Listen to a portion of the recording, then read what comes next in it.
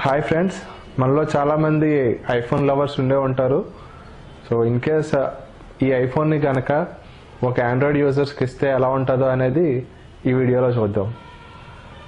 In case ఈ video మీరు మా యూట్యూబ్ ఛానల్లో చూసే ఫస్ట్ వీడియో కనుక అయితే, నా పేరు యాండీ, మీరు చూస్తున్నది Handy Tech Telugu YouTube channel.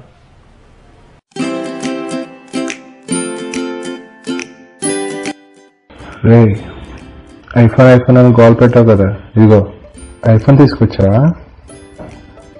చాలా థ్యాంక్స్ అన్నయ్య.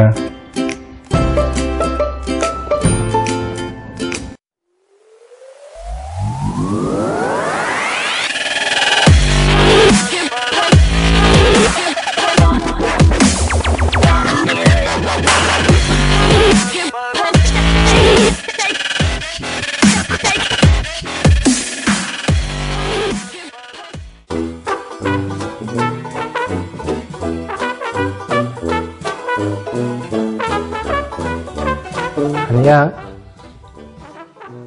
ఇందులో సెకండ్ సిమ్ ఎక్కడ వేయాలి? రే, ఐఫోన్లో డ్యూయల్ సిమ్ ఉండదురా. ఓ, ఐఫోన్ డ్యూయల్ సిమ్ కాదనమాట. మరి మెమరీ కార్డు? రే, ఓ, అది కూడా ఉండదన్నమాట.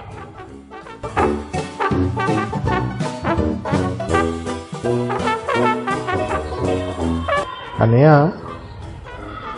ఇందులో MP3 సాంగ్ రింగ్ టోన్లో ఎలా పెట్టుకోవాలి?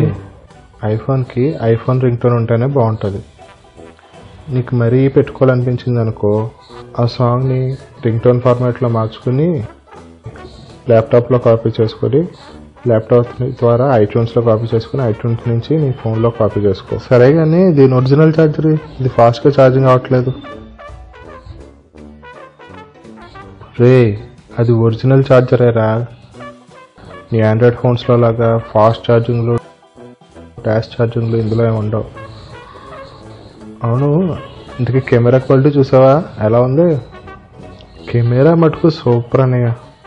కానీ సెల్ఫీసే మా ఫ్రెండ్స్తో తీసుకుంటుంటే నేను ఒక్కడనే పెడుతున్నాను.